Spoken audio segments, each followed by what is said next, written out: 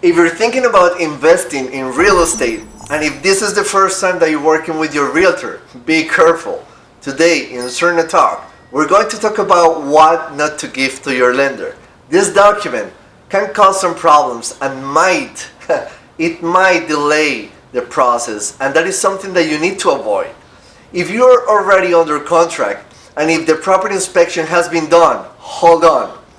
If you're moving forward with the transaction after seeing the property inspection report, then keep that report to yourself.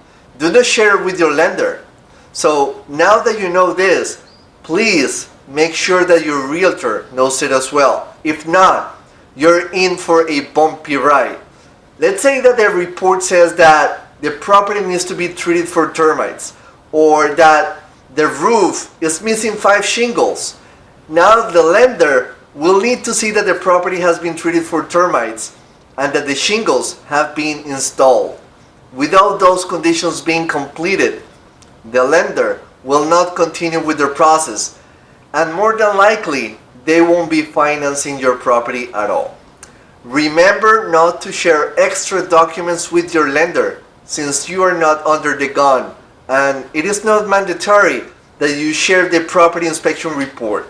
If after the property inspection you see that few things need to be repaired, then what you and your realtor need to do is to figure it out if you're going to ask the seller to take care of those things, or if you're going to ask for credits at closing.